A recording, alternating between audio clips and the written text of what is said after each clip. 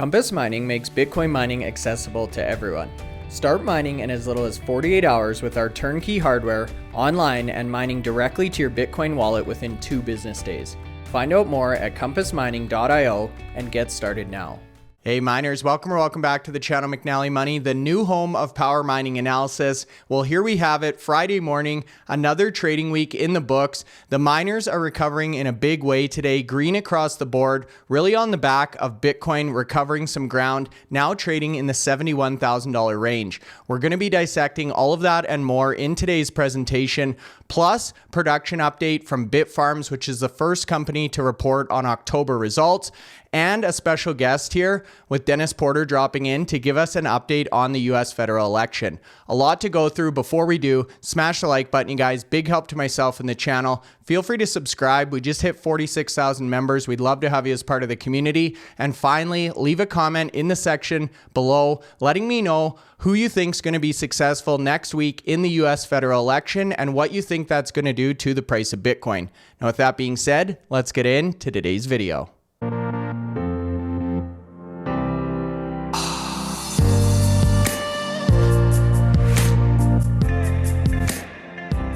Okay, guys, so here we go. Friday morning, a great opening for the Bitcoin miners. As I alluded to in the intro, some strength in the price of Bitcoin itself, now hovering in the $71,000 range. So we've got a lot to go through. This is obviously having an impact not only on the share price, but on hash price. And we have an upcoming difficulty adjustment next week. So Anthony, the day after trick-or-treating, the day after Halloween, how are you feeling here today, buddy? Yeah, feeling good. Bitcoin price turned a little bit. We've had a couple of challenging days, but Bitcoin price back over 71 this morning. Yeah, good. Yeah, it's definitely nice to see. You and I have a hunch that we may see some new all-time highs before the election next week. So this is going to be a very interesting weekend to see where this weekly candle closes on Bitcoin, potentially giving us some signs of next week, what's to come. We're going to get into that in a second. We've actually got a special guest for the second half of today's video. But before we do, Anthony, we'll bring up our mid-morning market update. Green across the board, except for our friends Core Scientific, which is very interesting. We've actually seen Core struggle on days where Bitcoin really gained some ground. Obviously, people associating that more with the HPC AI play now than a pure play Bitcoin miner. Anything else standing out here to you? No, it's a good morning for a number of the miners. So we've seen the likes of Hut having a good morning, Riot, Cypher, CleanSpark. Like I say, many of the miners in green, which helps, and Core Scientific, understandably, now it's focusing predominantly on the HPC side. It's still got a 20 exahash hash rate in Bitcoin mining, so it's not going away from that, and it will start to improve that fleet over the next sort of 6 to 12 months with the implementation of the new block miners that are coming in there. But they're focused on the HPC. So on days like this where you see a sudden change in the Bitcoin price, don't always see the Core Scientific price follow suit. It's tended to be leading the days when Bitcoin is red. Core Scientific tends to do a lot better than other miners. Even though it was down, it was still the best performing miner yesterday. So this is a sort of like a reverse of that today, as we see miners pick up again with the Bitcoin price improving by 3%. A lot of these miners up, 6, 7, 8%. So good to see them back in the green, but still, in terms of where they've been during 2024, a lot of these miners have got to go a long way to get to their year high. And we know that Core Scientific and Wolf are probably the closest they were the other day. They'd reached their year 52-week high in the last few days. Yeah, it's a good observation you bring up there. Core Scientific almost acts as a stabilizer or diversification mechanism within your Bitcoin mining portfolio. So I definitely like that aspect of Core Scientific. I think we'll start to see that with Cypher and Wolf as well. Now, speaking of Cypher, we've got Hut, Cypher, Riot in first, second, third. So boding very well for my Miner Madness picks here, Anthony, which we'll give a quick update on in a second. I wanted to ask you, though, interesting questions or discussion in yesterday's video comment section talking about Riot's earnings. Obviously, a lot of people weren't overly excited with Q3 as we thought they wouldn't be across the sector. But my observation was it almost worked to Riot's favor yesterday with all of the miners being down across the board. They were almost able to hide that earnings with the market trend that day. They've now recovered quite nicely today, gaining back most of that ground. So it appears the market has digested Q3 relatively favorably for Riot. Do you expect this to be the same as we start to see more companies report, Anthony? Well, we're going to see much of the same. I mean, two miners have announced their results, both significantly in the red from an accounting perspective. That's Cypher and Riot. But there were some green shoots in Riot's updates, with some green shoots in Cypher's updates as well. So there's some positive things to take away from both of those updates. And that'll probably be the trend. Certainly some of these bigger miners that are growing Hashrate or growing into the HPC side. I mean, I expect Core Scientific this week to announce a loss for that quarter period, even though they've signed this massive contract. The revenues don't start coming through till early 2025. So there'll be a sea of red all through November. It's how the market digests that and what other bits of information are going to be in there about how they're growing. Are they going to reach targets? One thing that I noticed with Riot is that they're starting to get more management on some of the costs that they can control, and some of those costs seem to be coming down. So that's a positive thing. The energy price that they were able to achieve throughout 2024 was around about 3.1 cents per kilowatt hour. We've talked about where you need to be in energy, and if you're around 3 cents, you're at the lowest level effectively. There's not many miners can get below that. So there were some positive things, but from an accounting perspective, when you come out with 155 million loss for 3 months, that's a challenge. And these companies are buying significant amounts of mining machines and then depreciating them. And some of the companies are depreciating them over 2 years. So if you're spending 400 million on machines, that depreciation has got to be applied as per the method you've chosen. And we know that Riot had a $60 million cost just in that quarter in terms of depreciation. So that was a big part of their loss, along with some unrealized losses in terms of valuation of assets. Don't forget they hold a significant portion of Bitfarms shares on their balance sheet, around about 20% of the company. And so the stock price of those that valuation would have changed over that period since they bought them. So they're recognizing that operational loss there. And then you've got obviously things like the stock compensation. And that's a good, some good points to ask Jason next week on the podcast. He's the first interview we're doing in November. We've got a whole batch of miners to do as well. So looking forward to it.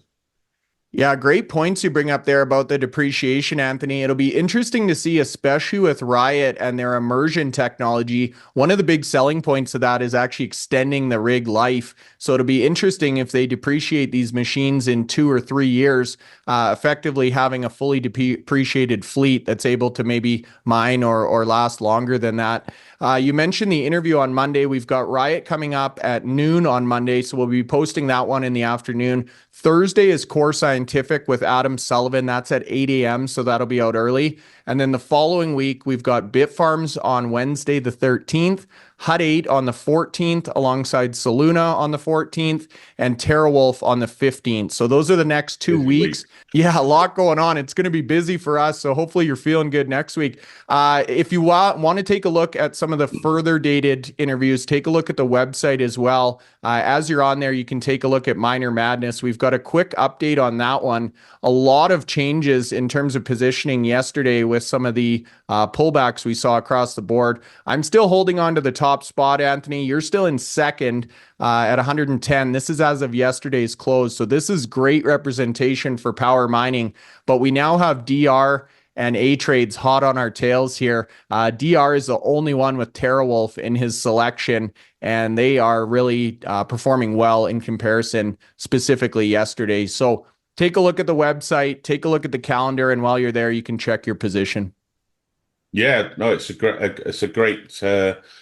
great table to be in, and actually it's so close. I mean, it's changing as literally every share price changes by a cent, whatever like that. It really does change, and we can see that of the stocks since the 1st of October, In terms of performance to date, including, this is live now, you've got Wolf at 45%, you've got Hut at 41, you've got Cypher at nearly 37, you've got Riot and Mawson coming in there just below at 33.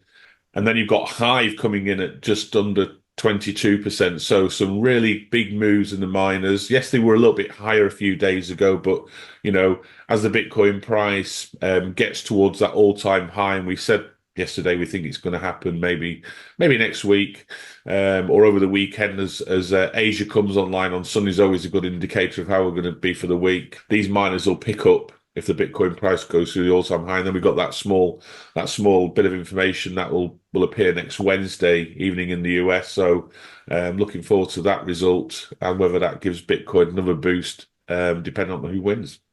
Yeah, I don't know if we'll get a result Wednesday night. It seems to take those guys weeks to count their ballots in the States. So we'll find out at some point in November, hopefully. But you're right, Anthony. Miner Madness, a month now in the books, a third of the way done, and couldn't be happier with the competition. As you say, across the board, regardless of the leaderboard, what an incredible competition to be a part of with nearly everyone in the green. And as you say, some of the companies already up 30-40% in a single month, which is absolutely insane. Now, speaking of insane, we've also got a graph on Bitcoin hash rate and difficulty. So another couple housekeeping pieces here, Anthony. Maybe we'll talk about global hash rate first. This is another graph that continues to go up and to the right, really since we started power mining analysis.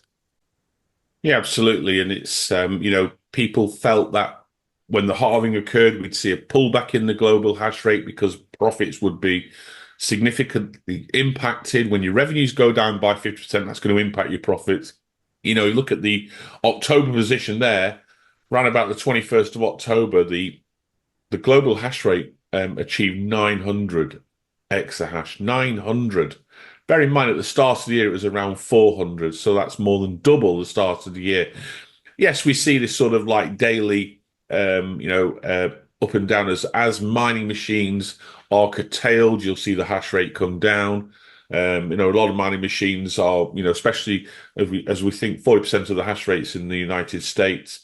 A lot of these miners are good citizens. They'll turn the machines off when the power is required by the domestic requirement, and then they'll switch them back on when people go to bed and there's a lot more power available. So you can see that on a daily basis there's maybe 100, 150 to 200 exahash changes, but you can see an average there probably around the 700, 750 mark, and today at 777. That gives you an indication that, it hasn't changed.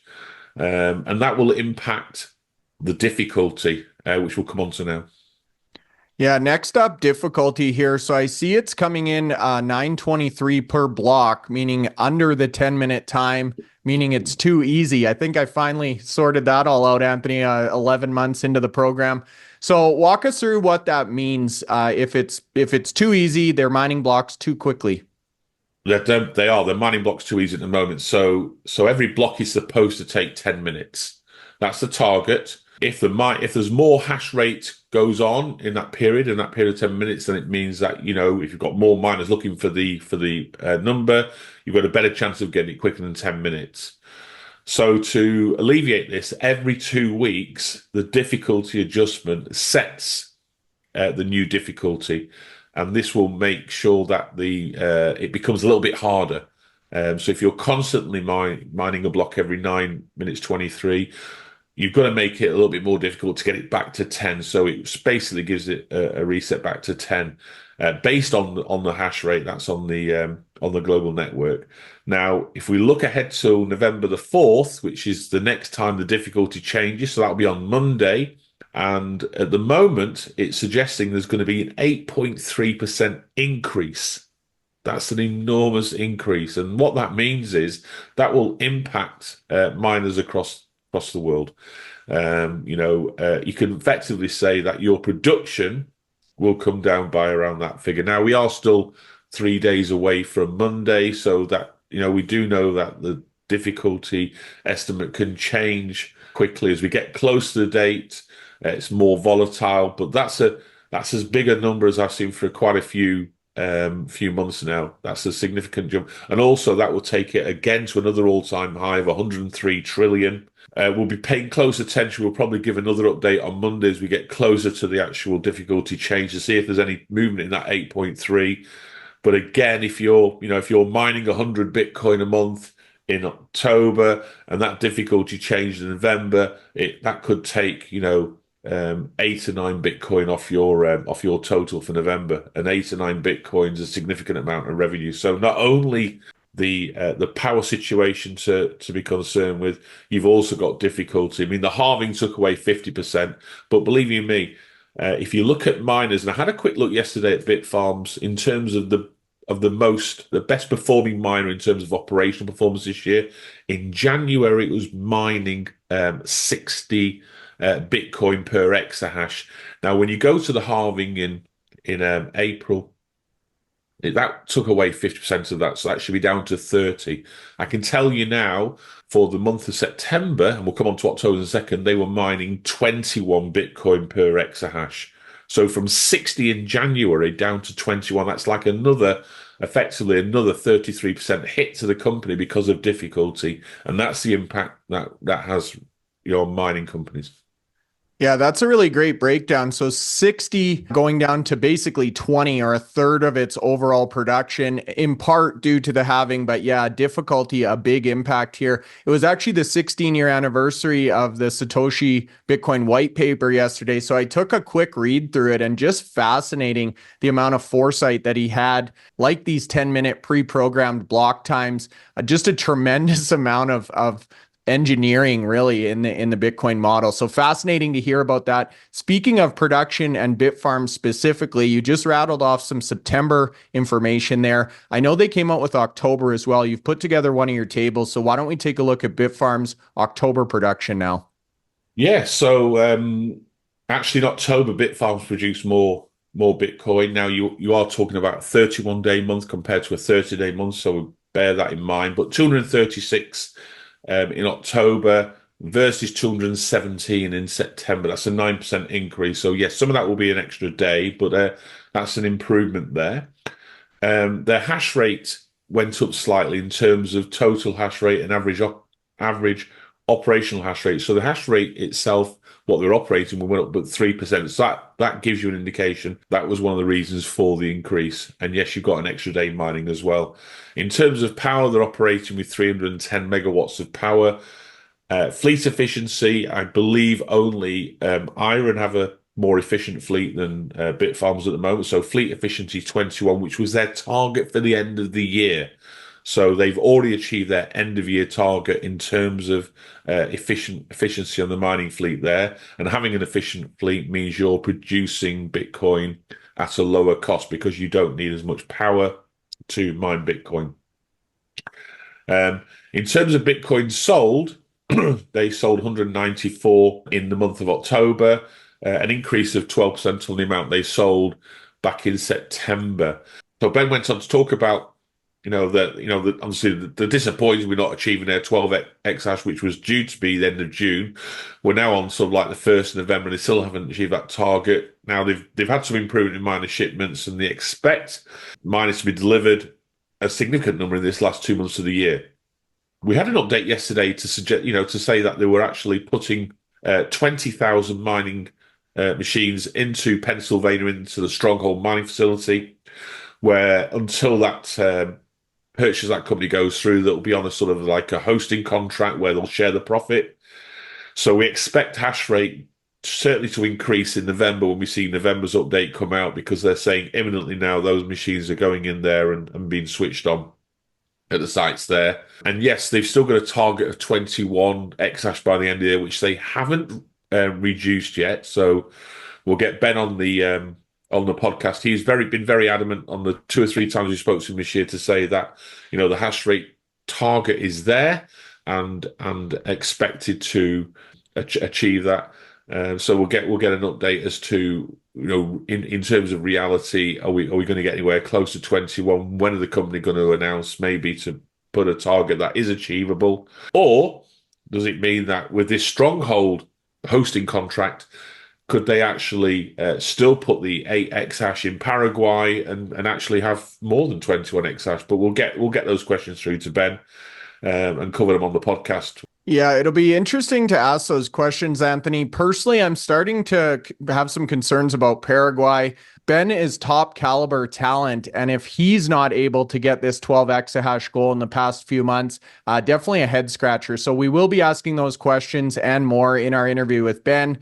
Speaking of interviews, we've got a special guest for the next half of the podcast here. So we've talked about the US election a lot on the channel recently, the impact to Bitcoin, really regardless of the outcome. Dennis Porter, he leads the Satoshi Action Fund, which is actually the top Bitcoin activist or lobbyist group in the world, really pushing forward a lot of this policy with the governments around the world, but specifically the US. They've had a number of big wins in recent months. And we wanted to get Dennis's thoughts on this critical upcoming federal election and where he feels that could push the price of Bitcoin regardless of the outcome. So a great segment with Dennis coming up next. Compass Mining is your trusted partner in Bitcoin mining. Whether you're investing in one machine or thousands, our customizable solutions are tailored to meet your needs. We are your experts in Bitcoin mining, offering a platform where individuals and businesses can purchase hardware, host machines, and access a range of ancillary Bitcoin mining services. We also specialize in large-scale site development and data center operations. Discover more at compassmining.io and see how we can power your success today. That's right, guys. So as a special feature in today's podcast, we have Dennis Porter joining us to answer a few topical questions leading into next week's U.S. federal election. So Dennis, thanks so much for taking the time today. Great to see you again. Absolutely glad to be here and to talk about my two favorite things, Bitcoin and politics. Very relevant topics right now. So we were actually talking just yesterday about mining disrupt. So we're going to come on to that towards the end of the segment here. But before we do, there's been a couple of very notable, I'll call them wins in the public sphere, in part due to the Satoshi Action Fund over the last few months. We've seen them on Twitter. I've retweeted a few of them out. So we thought it was high time you come on. It's been about 2 months since you were last on the program. And just give us a summary of what's been going on in the political landscape and some of these recent wins for the team. Yeah, it's been a flurry of activity at the end of the year here. Typically at Satoshi Action, because we work mostly at the state level, we typically see most wins occur between January and I would say summertime, because most states, they take breaks. They're not year-round legislatures like the federal government is. But in the state of Pennsylvania, they are a year-round legislature. So that is one of the big wins that we saw recently, where we got our bill, which was held up there and finally broke through the committee process. So you go from committee to floor vote, and then you reverse that process into the other chamber and then get it signed by the governor. So we broke through the committee. We were able to move it to the House floor. And then that's when we asked a bunch of Bitcoin advocates to write their Republican friends in the state and say, hey, we want to see this bill move forward. Luckily, those Republicans there and Democrats heard those messages and were responsive and said, all right, let's put it up for a floor vote. And then we got a sweeping bipartisan majority vote to support this legislation to protect the rights of Bitcoiners in the state. We were extremely excited to see it happen. Also, right now, as we're going up to the lead up to the 2024 election, where Pennsylvania is poised to be the most important state in this election when it comes to swing states. There are very few states that swing back and forth from Republican to Democrat every year. Pennsylvania is poised to be one of the most razor-close races this year and could be the state that determines who the next president is. So pumped about that one. But additionally, we also saw some really great news out of Florida. Jimmy Petronas there, he is the CFO, Chief Financial Officer of that state. Essentially, he operates as the state treasurer. And he wrote a big letter, a long letter, in fact, saying that he agrees with Donald Trump that we should be having a strategic Bitcoin reserve. And he also agreed with the work happening in various other states, including Arizona, where we were trying to get the state pensions to be able to adopt Bitcoin. We wanted the state lawmakers there and the pension fund managers there to study Bitcoin and look at adding it to the state pension. So that work in Arizona was cited in the letter, as well as other works across other states to be able to promote this idea of adding Bitcoin to the balance sheet. So big news from those two places. And we don't usually see that type of news, that type of policy news at the state level at this time of year. So it bodes well for us as we go into 2025, where you're going to see quite a flurry of activity take place. Now, it would be remiss of us not to talk about the election coming up next week, and you've got a Brit and a Canadian on the call here who sort of like are looking from an outside point of view, but you're obviously closer to the action there in the US. And just give us an overview of how you see it at the moment, and what the impact of either decision could mean to Bitcoin itself. I'll tell you what, Anthony and Bryce, this is the closest election I have ever seen in my lifetime. The polls are razor close. Both sides feel extremely emboldened and confident about their chances to win. And so it's very hard to really determine who is going to win this election. Now, we have seen Polymarket explode in Trump's favor over the last few months. However, that's a totally new product. We don't really know how good it is at predicting the outcomes of the election. It certainly is good at gauging sentiment, because the sentiment, I believe, broadly is that Trump is going to win this election. However, there are a lot of metrics that show that the race is much closer than I think the sentiment would give credit for. So I think we're closer than ever before. This election could be decided by a few handful of voters. So get out there. If you're an American, get out there, make sure you vote, especially if you're in one of those critical swing states and you care about who is going to win in this election and be in office in 2025. Now, as far as the potential impacts of who wins the race and what it will look like for Bitcoin writ large, I think regardless of who wins, Bitcoin does really well here. I think if Trump wins, we're probably going to have a more immediate and more forceful upward swing, considering that he has been very vocal in his support of Bitcoin and very opposed to people like Elizabeth Warren and Gary Gensler, who have been throwing attacks at Bitcoin for the last several years. In particular, I think that he has been very supportive of self-custody and the ability to use Bitcoin. And today we even saw that he announced a happy 16th birthday to the Bitcoin white paper. So clearly he's got some Bitcoiners on his team helping him write some tweets. So that's going to bode well for him if he goes and gets into office, because of course, when the president gets elected, they have 10,000 jobs that they get to hand out to whoever is part of their team. So they pick the top people, and then let's say they pick the Secretary of State. The Secretary of State goes out and picks like 100 or 200 people to work for them. So all in all, 10,000 people will be pulled into the government once the president wins, whoever that may be. And so the idea that some Bitcoiners could get pulled into the Trump administration, I think, is a much higher chance than if the Harris campaign won. Now, that doesn't mean that things aren't going to go well if Harris wins. I think, again, I think Bitcoin goes up here either way. In my opinion, the benefit of a Harris campaign winning is you will have a little bit more oversight from runaway crypto scams and frauds. Democrats care a lot about protecting investors. They care a lot about protecting innovation and consumers. So there will be a little bit more thoughtfulness to the way that those protections occur. I think you're going to see a lot more things like proof of reserves take place and market structure bills happen, but I don't think you'll see that sort of forcefully pro-Bitcoin stance take place, which, if you love Bitcoin, is great from Trump. So I think if a Trump administration wins, the one potential downside, even though it'd be great for Bitcoin, is we could have some situations where it's so hands-off from a regulatory perspective that we don't get that regulatory oversight that we think we might need for the crypto space writ large, which has been prone to scams and frauds in the past, like SBF and FTX. Yeah, well said, for sure. It's very interesting, as Anthony says, to watch from the outside, and the sentiment versus actual polling results are definitely something that we haven't fully got details on, at least on our channel. So it's great to hear from you in that aspect. I actually listened to the Joe Rogan interview with Trump, and I heard that same 10,000 job appointment statement. So very interesting, if he is to win, how many of those 10,000 appointments you say could be Bitcoiners or people that are pro-Bitcoin.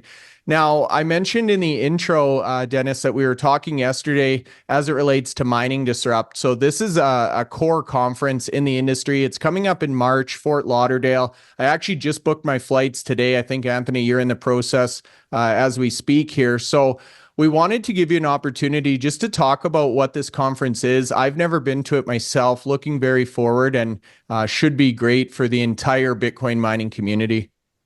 Absolutely. For those that don't know, Mining Disrupt is the world's largest Bitcoin mining conference. It is going to be moving out of Miami for the first time ever, and it's going to be in Fort Lauderdale at a brand new location in Broward County Convention Center. I'm super excited about this conference. I've been working with the team for the last couple of conferences 2 conferences ago. I brought in RFK as a speaker and was the MC. Last conference, which was this year, I brought in Senator Ted Cruz and Fred Thiel for a fireside. We brought in the Ocean team. We had an incredible time with them. And I was able to design some pretty good content that I think people really did enjoy. So moving forward, I'm excited to say that I'm going to be working again with the Mining Disrupt team to be able to take this conference to the next level and really show what the mining community and industry is capable of. And one of the big things that we're going to be doing is working really hard over time to bring in the sell side analysts, buy side analysts, all the retail analysts. I've talked to many of them. They're all very excited to come. We couldn't be more excited though to have the Power Mining Analysis team joining us there in Fort Lauderdale, where we're going to be doing some exclusive VIP content. So if you're a mining executive and you want to connect with some of these analysts that are going to be there in town for that conference, some of them we've already gotten commitments from, please reach out to me. We are looking for ways to plug you in to that VIP content that we're going to be developing. And we're going to have also, if you're an analyst listening to the show, we're going to have an exclusive analyst pass that we're going to be giving to analysts so that they are able to move around the conference and really have an incredible time where they can engage on a more intimate level, I believe, with some of those more important voices in the space. Yeah, that's going to be incredible. We're looking very forward to that. You talk about engaging with some of these CEOs and voices in the space. We've got a number of them actually scheduled to come on the channel. So Q3 earnings interviews coming up, and we'll be talking to a lot of those same voices in the space. So Dennis, greatly appreciate the time today. Congratulations on behalf of the entire Bitcoin community on you and the Satoshi Action Fund's recent achievements. We're going to be watching with bated breath next week to see who wins the election, and we look forward to having you on post-election to get your thoughts there as well. Thank you again, guys. Appreciate you having me on, and looking forward to seeing you both at Mining Disrupt and also seeing the conversation take place post-election. That should be an interesting one. Thanks, For sure. Take care. So after hearing that, Anthony, how are you feeling based on Dennis's remarks here? Well, I mean, we've seen a lot of updates about President Trump, and feeling, reasonably confident he's going to get through the line on next week or whenever it's announced. But yeah, I think it's going to be. I think Bitcoin's not going to be affected too much either way. But obviously, if as Dennis puts it, and it was my view as well, with Trump in the chair, things are going to be better. I think the Bitcoin price is anticipating it as well. So hopefully, he gets in there and we'll see an even bigger move on the Bitcoin price going forward, which will only help the Bitcoin miners, which is what we're here for. That's exactly right, Anthony. It all comes down to the Bitcoin miners. That's why we focus on them on the channel. Let us know in the comment section below who you think will be victorious next week and what you think that's going to do to the price of Bitcoin and obviously the Bitcoin mining stocks. That's all for now. Thanks for watching. Smash the like button. Feel free to subscribe. We'll see you back here Monday.